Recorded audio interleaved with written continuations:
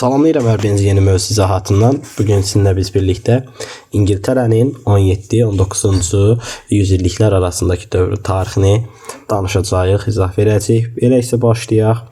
İlk öncə İngiltərənin 17-ci əsrdə, yəni artıq son orta əsrlər dövründə sosial-iqtisadi, siyasi, dini vəziyyətindən danışaq. İlk öncə başlayaq sosial-iqtisadi vəziyyətdən. Sosial-iqtisadi vəziyyət bu dövrdə necə idi? Ümumilikdə İngiltərədə bu dövrdə iqtisadiyyat sürətli şəkildə inkişaf edirdi. Bunun bir sıra səbəbləri var idi. Bu səbəblərin içərisində ən əsas cəhətlərdən biri Böyük Britaniyanın bir bir adada yerləşməsi və həmçinin adada yerləşdiyi üçün Avropa qitəsindəki olan müharibələrdən uzaq qalması idi. Müharibələrdən uzun müddət uzaqda qalması və həmçinin də bir sıra ticarət yollarının axırının elə İngiltərəyə gəlib dayanması, ticarət yollarının üzərində yerləşməsi İngiltərənin iqtisadiyyatının yüksəlməsinə səbəb olan bir neçə amillərdən biri idi. Bundan başqa bu dövrdə kapitalizm sürətli şəkildə inkişaf edirdi. İngiltərədə kapitalizm dövrünün tələbi olan burjuaziya və muzlu işçilər artıq formalaşmağa başlamışdı. Kəndlərdə böyük miqdarda təbəqələşmə baş verirdi və bu dövrdə kənddə təbəqələşmənin əsas səbəbi isə çəpərləmə siyasəti ilə bağlı idi. Çəpərləmələri biz sizlə əvvəlki mövzularda da danışmışdıq. Nə idi çəpərləmələr? İri zadəganlar kəndlərin torpaqlarını zor yolu ilə zəbt edir və kəndlər bunun nəticəsində torpaqsızlaşır.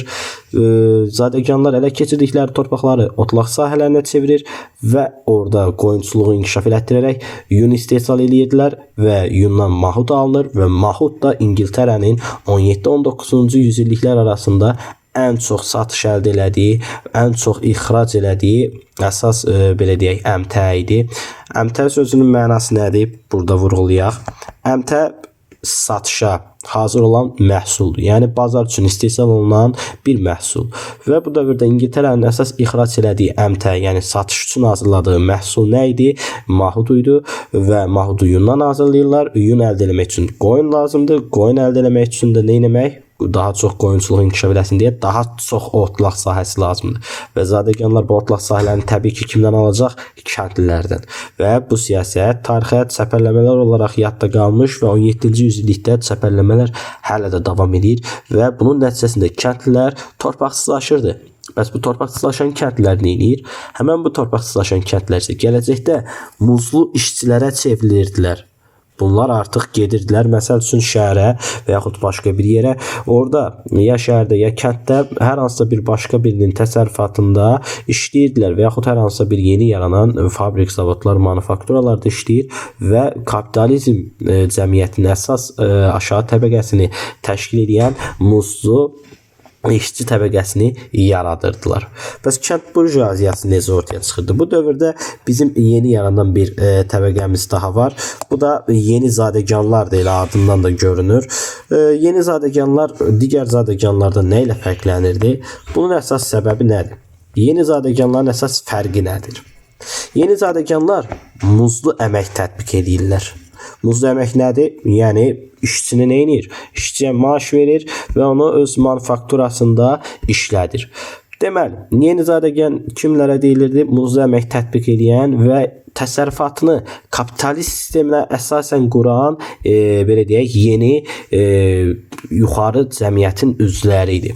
Varlı idilər, torpaqları var idi, təsərrüfatları var idi və həmən təsərrüfatda kapitalist yeniliklərindən, yəni ən əsası muzlu əməkdən istifadə edirdilər və bu yeni zadəganların içərisində məhz elə kənd burjuaziyası formalaşırdı. Biz artıq kapitalizm dövründən danışacaqsa ilk öncə burada bir kapitalizmə bir giriş verək. Kapitalizm 17-ci əsrdə Avropada cəmiyyətin yeni atladığı inkişaf mərhələsidir. Tarixin 4-cü cəmiyyətin inkişaf mərhələlərindən biri kapitalizmdir. Kapitalizmdə hər şeyin əsasında kapital, yəni pul dayanır. Və bundan başqa kapitalizm dövrünün iki əsas təbəqəsi var. Burjuaziya və bir də muzlu işçi. Burjuaziya nədir? Burjuaziya yeni varlanan şəxslərdir. Bunlar muzlu əmək tətbiq edirlər. Öz təsərrüfatlarını kapitalistcəsinə qururlar. Yəni manufaktura, fabrik, zavod işlədirlər. Yeni texnologiyalardan istifadə edirlər və ən nəhayət muzlu işçi ilə öz işlərini görürlər. Bu olur burjuaziya, cəmiyyətin varlı təbəqəsi. Muzlu işçi necə meydana gəlir? Kəndli torpaqsızlaşır. Əsasən bütün Avropa ölkələrində, Azərbaycanda da belə olurdu. Kəndli torpaqsızlaşanda məcbur neynir? Torpağını ya kimsə əlindən alır, ya torpaqdan gəlir götürə bilmir, satır və olur torpaqsız kəndli və daha sonra iş axtarır, gedir aya muzlu olaraq, maaşını alaraq işləyir və beləliklə neynir? Muzlu işçi qüvvəsi kapitalizmin ikinci təbəqəsi olan aşağı təbəqəni formalaşdırır muzlu işçilər. Bu da oldu bizim kapitalizm dövrünün əsas təbəqələri.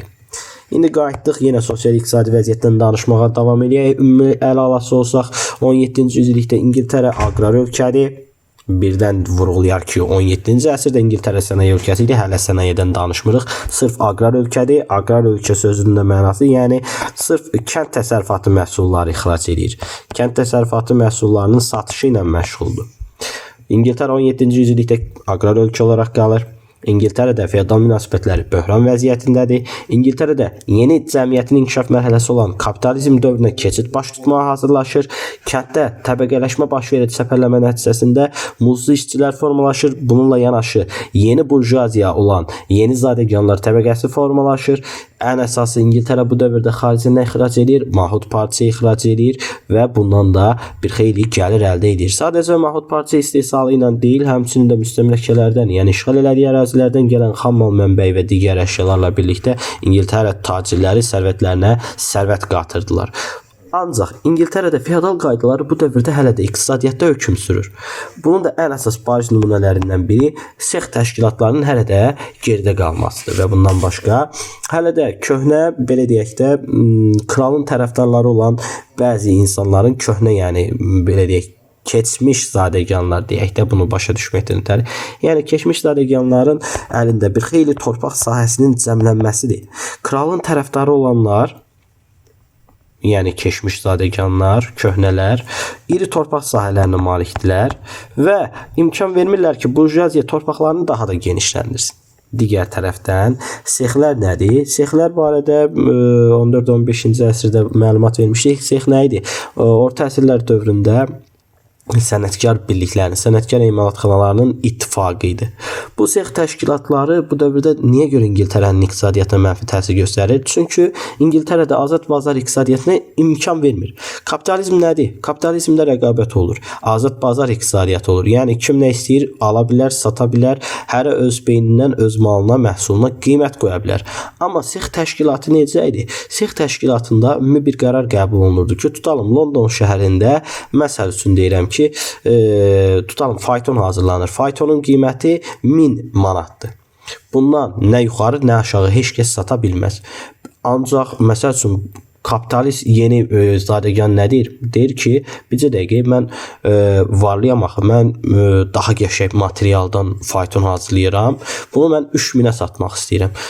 Daha bahalı məlumat istifadə eləmişəm axı, daha bahalı şeylərdən istifadə edib 3000 manata satmaq istəyirəm. Sex deyir, yox, olmaz. Sexin qaydası var, qanunu var. Nədir mənim qanunum? 1000 manatlıq nəsə bir şey hazırla sat. Bu nəyə imkan vermir? Şəhər iqtisadiyyatının inkişaf eləməsinə imkan vermir. Neynir? İnsanların, cəmiyyətin iqtisadiyyatını geriləməsinə səbəb olur. Burjuaziya, kapitalizm nə istəyir? Yenilik, yeniləmə, daha ətraflı, daha dolğun şeylər hazırlama, azad bazar iqtisadiyyatı. Ancaq sex təşkilatları bunun qarşısında bir sədddir.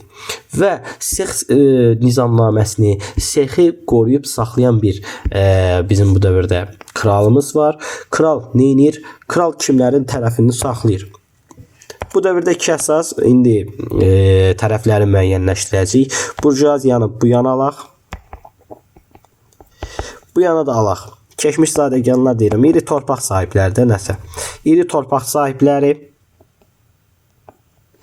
Gəldik bura sex. Əlavə elədik. Kral. Burada yazaq parlament. İndidən danışacaq. Deməli, İngiltərədə iqtisadiyyatı feodal münasibətlərin hələ də qalmasını sağlayan nədir? Sex təşkilatları, iri torpaq sahibləri. Bunlar hələ də feodalizmin ləğv olunmasını istəmirlər. Köhnə mütləqiyyətçi beyindədirlər və kimin tərəfindədirlər? Kralın. Elə kral da onların tərəfini saxlayır. Çünki kral iri torpaq sahibləri hesabına neynir? Öz gəlirini qoruyur, özünə arxalanmağa adamlar qoyubdu, öz hakimiyyətini qoruyur iri torpaq sahibləri kralın. Digər tərəfdən Sexdə məsəl üçün də bayaq misal çəkdiyimi həmin məsələdə tutalım. Mən bahalı bir məhsul satdım. Sex o dəqiqə ona cərimə qoyur. Sexin qoyduğu cərimənin böyük bir qismi kralın xəzinəsinə gedir. Deməli, kral Sex təşkilatlarından pul götürə bilirmi? Təbii ki. Və bu kralı nəyə həvəsləndirir? Kral deyir, Sex də qalsın, iri torpaq sahibliyi də qalsın. Bu iri torpaq sahibləri, bu Sexlər qalanda hansı cəmiyyət quruluşu qorunur? Feodalizm. Ancaq burjuaziya nə istəyir? Yeni yaranan kapitalizm onlar istəyirlər. Onlar istəyirlər azad bazar iqtisadiyyatı formalaşsın. Onlar istəyirlər ki, daha rəqabətli bir baza formalaşsın. Onlar da rahat mallarını, məhsullarını satsınlar. Feodal qaydalar ləğv olunsun. İri torpaq sahiblərinin əllərindən torpaqlar alınsın, satışa verilsin. Bundan başqa Sex qaydaları ləğv olunsun. Burjuaziya azadlıq istəyir bir növ. Öz iqtisadiyyatında, öz ticarətində azad olmağı tələb edir. Bu oldu bizim sosial-iqtisadi vəziyyətimiz. Gələk indi danışaq nədən? Gələk indi danışaq dini vəziyyətdən birinci danışaq, keçid edərik siyasi vəziyyətə. 17-ci yüzillikdə ölkədə dini vəziyyət nə yerdədir? Kralın tərəfini saxlayan bu dövrdə bir kilsə var. Anglikan kilsəsi. Biz öyrənmişdik reformasiya, kilsənin yenilənmə hərəkatı nəticəsində İngiltərədə yeni bir belə deyək ki,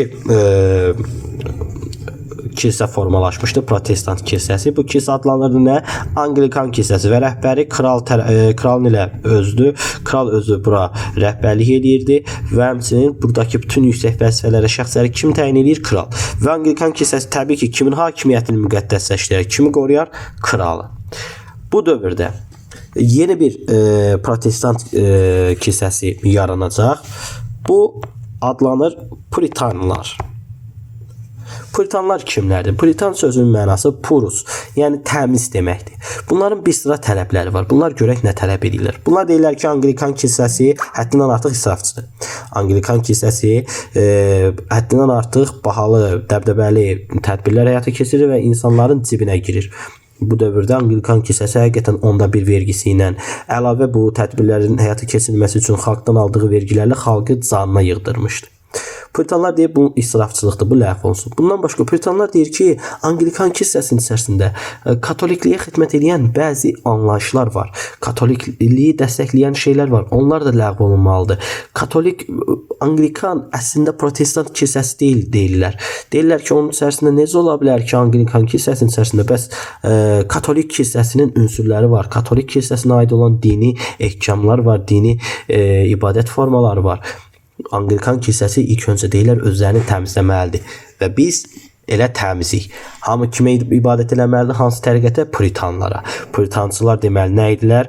Bunlar deyirdilər ki, Anglikan kilsəsinə qarşıyıq və biz təmizik və bundan başqa Puritancılar belə deyək, burjuaziya ilə yaxın fikirlərə sahib idilər. Puritancılar demirdilər, kral hakimiyyəti mütləq şəkildə devrilsin, kral olmasın və yaxud da ki, ümumiyyətlə yox, üsyan qaldıracaq, feodalizm ləğv olunmalıdır, kapitalizm gəlməlidir. Belə tələbləri yoxdur bunların.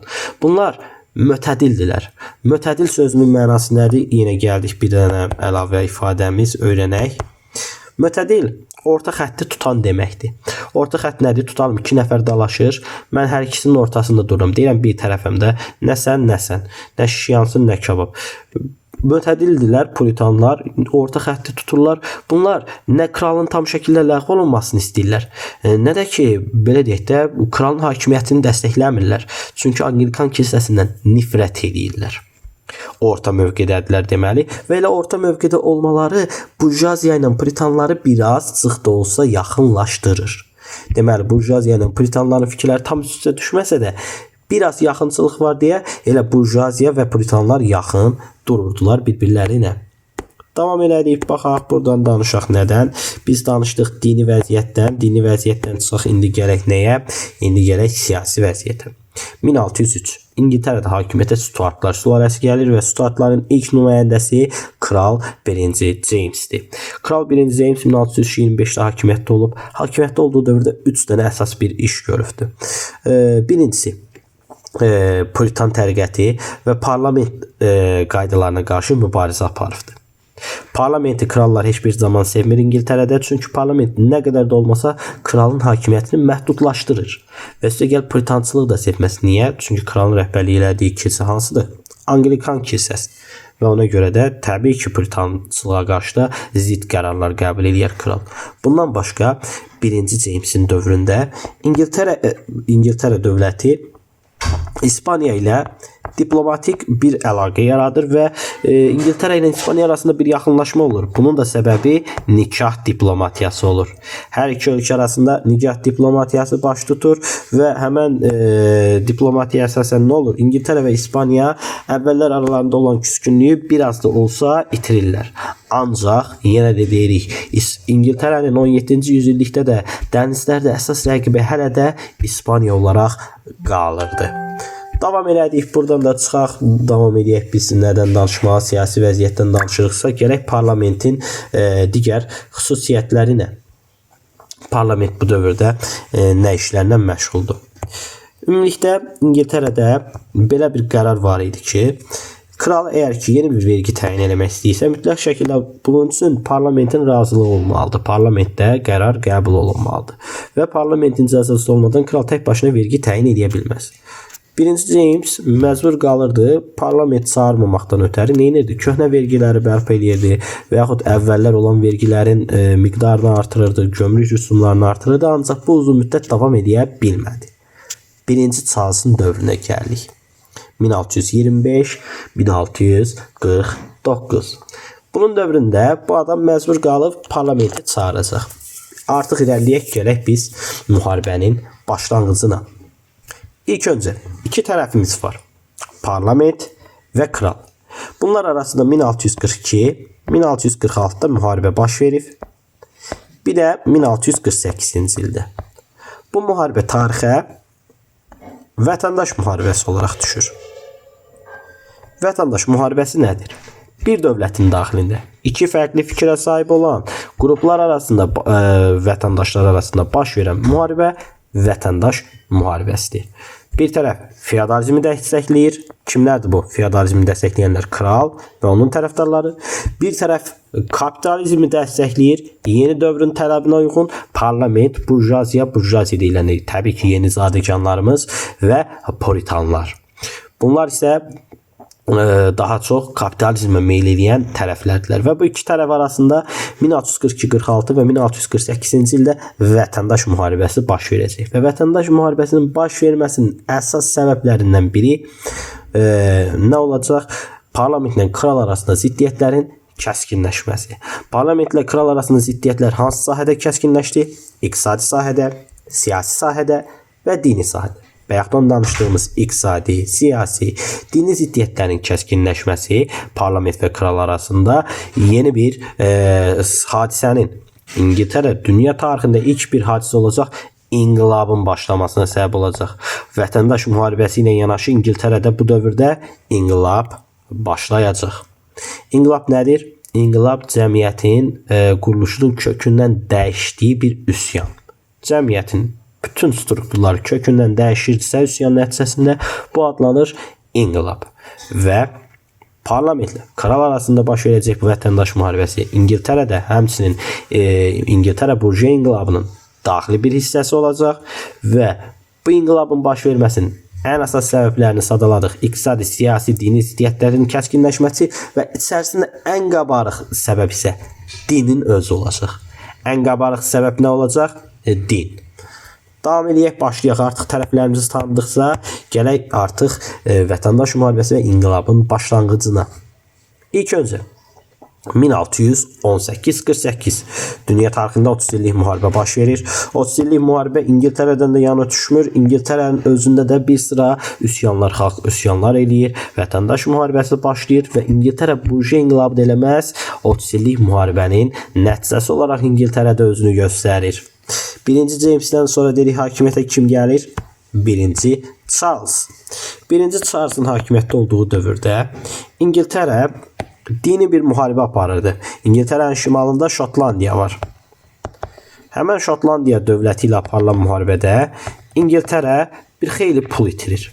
Müharibə pul deməkdir, pul sərfiyyatdır və burada birinci saz həddindən artıq pul xərcləyir və o pulları xəzinəni yenidən doldurmaqdan ötəri nə etmək lazımdır? Təbii ki, parlamenti çağırıb yeni vergi təyin etmək və buna görə də 1640-cı il parlament çağırılır. 1640-cı ildə çağırılan parlament 1653-cü ilə qədər 13 il hakimiyyətdə olur.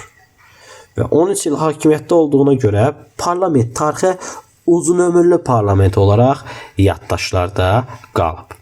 Uzun ömürlü parlament neçənci ildə çağırılıb? 1640-1653-cü illər. Və İngiltərə burjuiya inqilabı neçənci illəri əhatə edir? 1640-1653. İngiltərə burjuiya inqilabını başladan hadisə, hansı hadisə ilə başlayır İngiltərə burjuiya inqilabı? Uzun müddətli parlamentin çağırılması ilə. İngiltərə burjuiya inqilabı nə zaman başa çatır? Uzun müddətli parlamentin qovulması ilə. Deməli, 1640 uzun müddətli parlamentin çağırılması inqilab başladı. 1653 uzun müddətli parlamentin qovulması inqilab başa çatdı. Giriş eləyək inqilaba. İki tərəf var, parlament və kral. İlk öncə parlament 1640-da çağırılan kimi uzun müddətli parlament görün nə işlər görür. 1. Siyasi məhbusları azadlığa buraxır. 2. Kralın heç danışıq aparmadan, krala heç demədən yeni bir qərar qəbul edirlər ki, parlament kralın çağırmasından asılı olmayaraq 3 ildən bir həmişə çağırılacaq. Və bu qərarlar kralın əməlcinə əsəbinə səbəb olur. Kral bunun qarşılığında nə edir? Kral parlamentin bir sıra deputatlarını həbs elətdirmək qərarına gəlir. Deputatları bir-bir tutmaq istəyir, ancaq deputatları tuta bilmir. Səbəb xalq narazıçılıq edir. Belə olanda birinci saz nə edir? Parlamentə deyir ki, özünə gəl, sirkələn, mənə tabe ol, sən mənə tabe olmalısın. Lakin parlament buna rədd cavab verir. Belə olanda tarixdə 1642-1646-cı illərə əhatə edən vətəndaş müharibəsi başlayır. İngiltərədə birinci vətəndaş müharibəsi 1642-46, 1642-ci ildə birinci sazın parlamentə müharibə elan eləməsi ilə başlamışdı. Müharibənin əvvəlində parlament ordusu həddindən artıq zəifdir. Parlament ordusu adi kəndçilərdən təşkil olunur və heç bir hərbi bacarığı yoxdur. Və üstə gəl, biz dedik parlamentin tərəfini tutanlardan biri kim idi? Puritanlar. Puritanlar dedik necə siyasi xətti tutmuşlar? Mötədil. Mötədil nə idi? Yəni bunlar kral hakimiyyətinin ləğv olunmasını istəmir. Parlament isə nə edir? Parlament kralla müharibə aparır. Müharibənin nəticəsi təbii ki görünür. Parlament qalib gəlsə kralın hakimiyyətini ləğv edəcək. Bu Puritanların xoşuna gəlmir. Puritanlar deyirlər ki, yox, kralı biz məğlub elədik. Bəs kralı məğlub eləyəndən sonra birdən xalq qəlyana gəldi. Elə dini tamamilə son qoydular. Din adamlarının hamısını qırdılar. Və bu səbəbə görə nə edirlər onlar? Puritanlar krala bir təklif göndərirlər. Deyirlər ki, gəl barışıq elə, neynə? Öz hakimiyyətini biraz məhdudlaşdır. Bizə əməl elə, Anglikan kilsəsini filan burax. Bu kimi tələblər irəli sürürlər. Məğlubiyyətini qəbul elə də, məğlub olmağından barış, kilsə islahatı keçir və öz ordunu burax. Bu kimi tələblərin hamısını oxuyan kral deyir ki, mən buna rədd cavab verirəm. Və belə olanda nə olur? Vətəndaş müharibəsi davam edir. Vətəndaş müharibəsinin gedişatında parlament ordusu zəif idi və parlament ordusu qalib gəlməkdən ötəri görün nə edir? 1645-ci il İngiltərə burjuiya inqilabının həm qurucusu, yaradıcısı, həm İngiltərə burjuiya inqilabının boğan adam Oliver Cromwell ordu başçılığına gətirilir. Parlament ordusunun yeni başçısı artıq 1645-də Oliver Cromwell'dir. Ordu islahatı həyata keçirir. Ordu islahatı ilə nizami bir güclü ordu yaradır. Və həmən nizami ordu 1645-də baş verən Naseby döyüşündə kralın ordusunu ağır məğlubiyyətə uğradır. Və Naseby döyüşü deyirik, həm vətəndaş müharibəsində, həm inqilabın gedişatında dönüş nöqtəsidir. Çünki bunun nəticəsində parlament qalib gəlir. Parlament vətəndaş müharibəsinin taleyini həll elədi 1645 Naseby döyüşünün nəticəsində və daha sonra kral 1646-cı ildə bir tər özünü Şotlandiyaya atır, geri qaçır Şotlandiyaya. Lakin Şotlandiyada da pul vasitəsilə parlament onu satın alır Şotlandiya hökumətindən və kralı gətirir öz həbsinə atır. Kral beləliklə 1 il həbsdə qalır. Birinci vətəndaş müharibəsi 1642-46-da başa çatır. Lakin Kral həbsdən qaçmağı bacarır və 1648-də ikinci dəfə bir vətəndaş müharibəsi başlayır və bu vətəndaş müharibəsində kralı Şotlandiya ölkəsi müttəfiqi olur. Kral bu səfər xarici bir ölkədən ingilislərə qarşı, yəni öz xalqına qarşı mübarizədə ittifaq qurur. Şotlandiya ilə birlikdə ingilislərə qarşı vuruşur. Lakin ikinci vətəndaş müharibəsi də məğlubiyyətlə başa çatır kral üçün və kral yenidən həbsə alınır və daha sonra baxaq görək parlament nə qərarlar artıq qəbul etməyə başlayacaq. 1642-46-48 nə oldu? Birinci, ikinci vətəndaş müharibələri, qalib gələn tərəf parlament, kral artıq əsirdir. Vətəndaş müharibəsi qutarandan sonra uzun müddətli parlament nə edir? 1. Kralın tərəfdarlarının, ruhanilərin hamısının torpağını müsadirə elətdirir. Müsadirə elətdirmək yəni dövlətin öz mülkiyyətinə keçirir. Dövlətin mülkiyyətinə keçirəndə müsadirə edib qutarandan sonra isə nə edir? Bunları satışa çıxarır. Artıq burjuaziya və parlament ordusunun zabitləri yeni torpaqlar alırlar və bunun sayəsində nə olur? Burjuaziya yüksəlir. Burjuaziya yeni torpaqları satın alır və bunun sayəsində daha çox torpaq sahəsinə sahib olur və kapitalizm inkişafı üçün yol açılmış olur. Ancaq buna baxmayaraq, parlamentin ən böyük bir səhvi baş verəcək bu dövrdə gördüyü işlərin içərisində xalqın arxadan vuracaq parlament, xalqın istəyini həyata keçirməyəcək. Belə ki, kəndlilər hələ də zadəganların asılılığında saxlanılır. Bundan başqa kəndlilər öz torpaqlarının sahibinə çevrilə bilmirlər, kəndli öz torpağını satın ala bilmir. Və burjuaziya və yeni zadəganlar qərar qəbul elətdirməyə nail olurlar ki, çəpərləmələr rəsmi şəkilə minsin. Əvvəllər çəpərləmələr qanunsuz bir şeydi, yenə də həyata keçirirdilər. Parlament qanun qəbul edir ki, çəpərləmə nədir? Qanun idi. Beləliklə, yerli ahali kəndlilər bu parlamentin islahatlarından nə anladı? Heç bir şey. Kəndlilərin torpaq məsələsi həll olundu? Xeyr. Kəndlilərə nəsə bir aid bir qərar qəbul edildimi? Xeyr. Əksinə çəpərləmələr qanuniləşdirildi və bunun nəticəsində nə oldu? Kəndlilərə zulm edilmiş oldu. Və belə olanda təbii ki, xalq nə edəcək? Parlamentin tərəfini tutmayacaq. Ardı ilə hələ bu da azmış kimi parlament maliyyə islahatı həyata keçirir, vergi islahatı və vergiləri də artırır. Və bu da xalqı yenə nə edir? Qışqırdır. Davam edirik. 1649. Kral 1. Charles edam olunur. Kral 1. Charles'ın edam olunmasından sonra isə İngiltərədə kral hakimiyyəti ləğv olunur. İngiltərə parlamentində Lordlar Palatası ləğv olunur və İngiltərədə Stuartların birinci dövrü başa çatır. 1649 kral hakimiyyəti İngiltərədə ləğv olundu. Lordlar Palatası ləğv olundu parlamentdə. Stuartların birinci dövrü başa çatdı və İngiltərə respublika elan olundu. Respublika xalqın işi deməkdir. Artıq dövləti parlament idarə edir. Respublika dövründə parlament ölkənin ali qanunverici orqanıdır. Parlamentlə yanaşı bir də var nə? Dövlət şurası. Parlament və dövlət şurası. Parlament nə edir? Parlament qanunlar hazırlayır, ölkəni idarə edir. Dövlət şurası bunları icra edir. Elə bil ki, müasir dövrdə prezident nə iş görür icra edici vəzifələrdə? Dövlət şurası da icra edici hakimiyyətdir. Və həm parlamentdə, həm dövlət şurasında təbii ki, hakimiyyətdə təmsil olanlar kimlərdir? Burjuaziya ilə yeni zadəganlar. Keçmiş iri torpaq sahibləri yoxdur, kral tərəfdarları yoxdur, heç kəs yoxdur. Artıq respublikada hakimiyyət burjuaziya ilə yeni zadəganların əlindədir. Və onlar özlərinə maraqlarına uyğun siyasət həyata keçirirlər. Başlayaq birinci bu parlamentlə dövlət şurasının daxili siyasətindən danışaq. İlk öncə yeni qanunlar qəbul olunur iqtisadiyyat barədə. Bunun üçün əvvəllər İngiltərədə gəmi ehtiyatı az idi. Yəni daha doğrusu bu dövrə qədər elə inqilab baş verənə qədər ingilislərin donanması az idi, ticarət donanması və bunun üçün də ingilislər məcbur nə edirdilər? Hollandiyadan gəmi kirayə edirdilər. Öz məhsullarını ixrac edəndə həmin bu gəmilərdən istifadə edirdilər. Burjuaziya nə edir? Burjuaziya bu dövrdə qərar qəbul edir və Hollandiya gəmilərindən istifadəyə qadağa qoyur tacirlərə. Artıq mütləq şəkildə İngiltərə nə etməlidir? Öz gəmilərini hazırlamalıdır, öz donanmasını hazırlamalıdır və İngilis müstəmləkələrinə bütün ixrac olunan məhsullar hamısı yalnız və yalnız İngilis gəmisində aparılmalıdır. Başqa bir ölkənin, Hollandiyanın gəmisindən istifadə oluna bilməz. Məhz Hollandiyanı burada özlərinə hədəf seçmələri ingilislərin öz siyasi maraqlarına xidmət edirdi. Belə ki, Hollandiyada 17-ci əsrdə İngiltərənin dənizlərdə başlıca rəqiblərindən biri idi. Beləliklə, bu qərarla birlikdə Hollandiyanın zəiflədilməsi nəzərdə tutulurdu. Bununla yanaşı, İngiltərə bu dövrdə öz müstəqilliyinin həm İspaniya, həm Fransa tərəfindən tanınmasına nail olur. Həmçinin Hollandiya və Portuqaliya ilə apardığı müharibələrdə üstünlük əldə edir. Onlara özünün daha güclü dövlət olduğunu, daha güclü dəniz dövləti olduğunu sübut edir. Bununla yanaşı parlament bu dövrdə işğallara başlayır.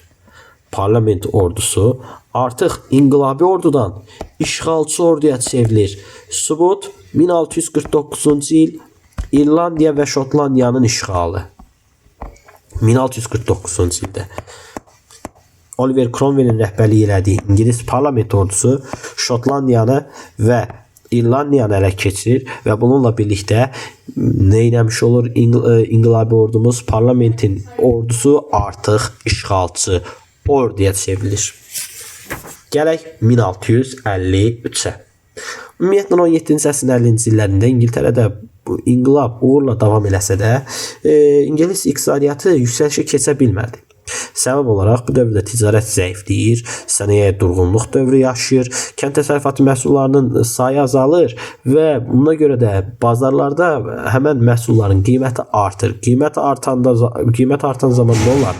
Bahaçılıq meydana gələr və bahaçılıq da ordunun saxlanma xərclərinə nə edir? Güclü təsir göstərər. Ordunu sən yeməklə saxlayırsan, ordunun geyimi, yeməyi, içməyi, bunların hamısının qiyməti qalxır və İngiltərə Respublikası böhran yaşayır.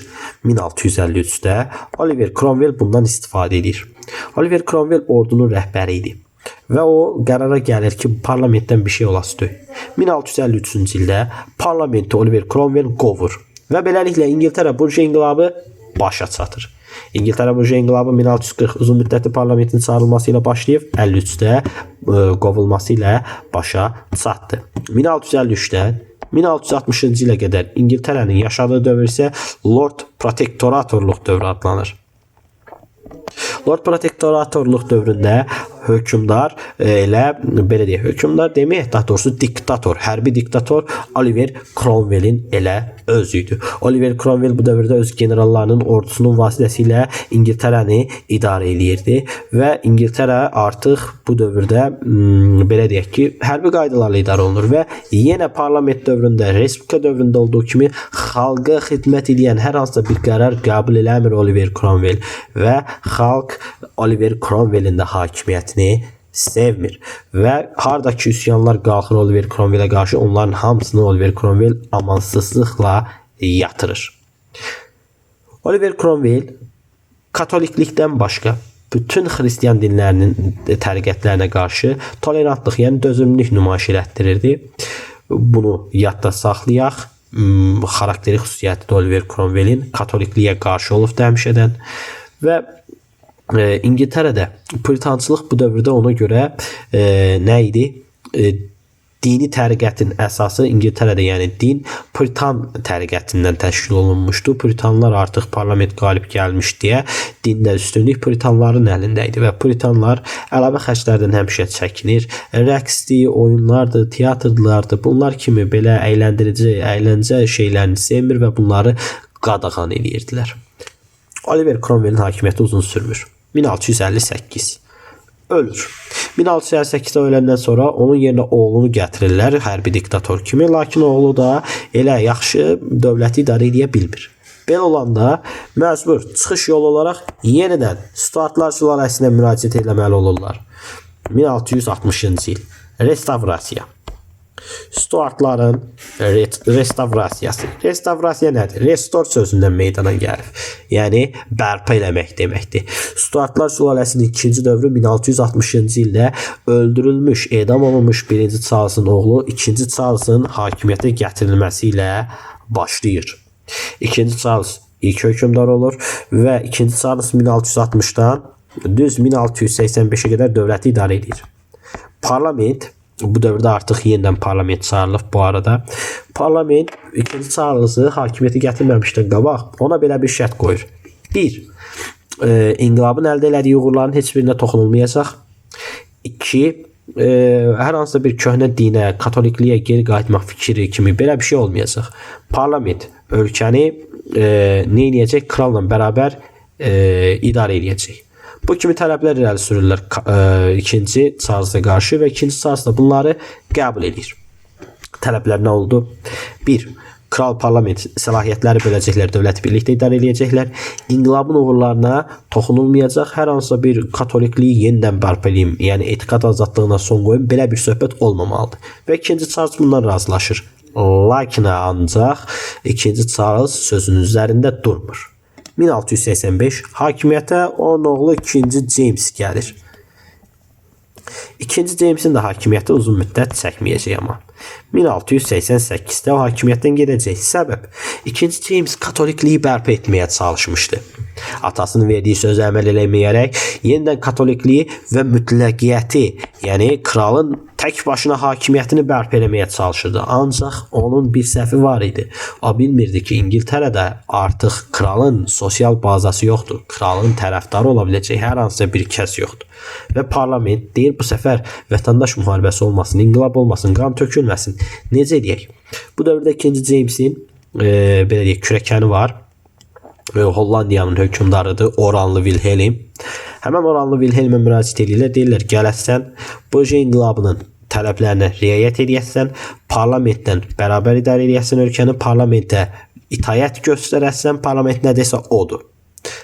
Və bunun qarşılığında İngilis taxtacını sənə vəd edirik. Oranlı Wilhelm bundan razılaşır və 1688-də tarixə şanlı inqilab adı ilə düşəcək olan hadisə baş tutur. Şanlı inqilab nədir? Şanlı inqilab odur ki, qan tökülmədən sakitcə Oranlı Wilhelm gəldi öz ordusu ilə Londona daxil olub, kralı 2-ci Jamesi devirdi və özü hakimiyyətə gəldi və beləliklə parlament ölkənin idarəsini tam şəkildə öz əlinə almış oldu. Beləliklə Stuartlar sülaləsinin hakimiyyəti başa çatır. İkinci dövrdə Oranlı Wilhelm hakimiyyətə gəlir və bu dinc yolla baş tutduğu üçün 1688-ci il inqilabı necə inqilab adlanır? Şanlı inqilab. Davam edək Oranlı Wilhelmin dövrü ilə. Oranlı Wilhelm də 1688-1702-də oldu. Onun dövründə parlamentə itaət olundu. Parlament nə dedisə, onun sözü ilə oturub durdu Oranlı Wilhelm. Və parlamentin bu dövrdə əsas bir qanunu var. 1689. Hüquqlar haqqında bill. Diqqət, bill feili yox, bill. Bill nədir? Bill Anglo-Sakson ölkələrində hər hansısa bir qanun layihəsidir. Anglo-Saksonların əsasını təşkil elədiyi qayda və qanunlar, onların qanun çərçivələrinə, yəni Anglo-Sakson tayfalarına aid olan qanunlar nə adlanır?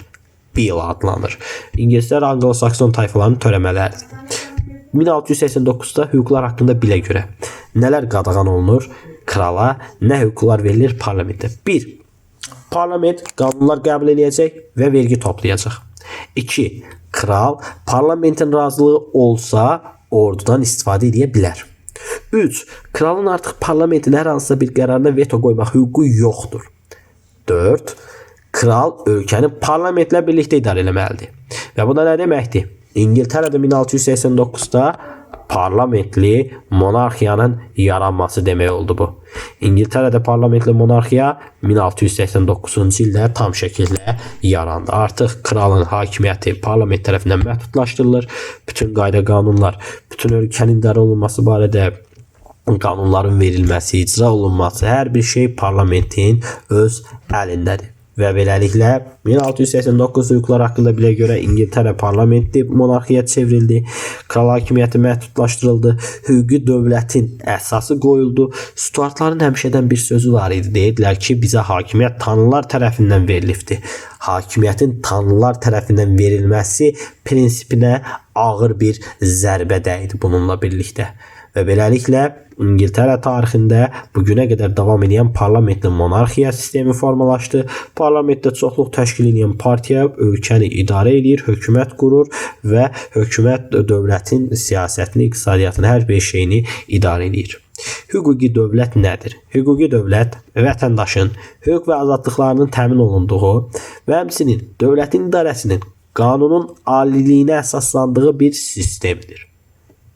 Deməli, vətəndaşın hüquq və azadlıqları təmin olunur və həmçinin hər bir şey qanunun aliliyinə əsaslanır. Bu necə dövlətdir? Hüquqi dövlət.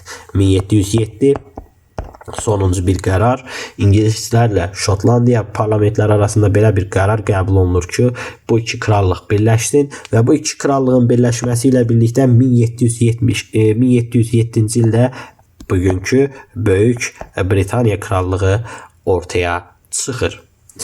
Beləliklə inqilabın nəticələrinə baxaq. İngiltərədə burju inqilabının nəticələri nə ilə yekunlaşdı? 1. Mütləqiyyət zülmü. Mütləqiyyət zəiflədi, tamamilə dağıldı, mütləqiyyət yoxa çıxdı. 2. Kapitalizmin inkişafı sürətləndi. Kapitalizm dövrü özünün ən yüksək inkişaf dövrünə keçdi.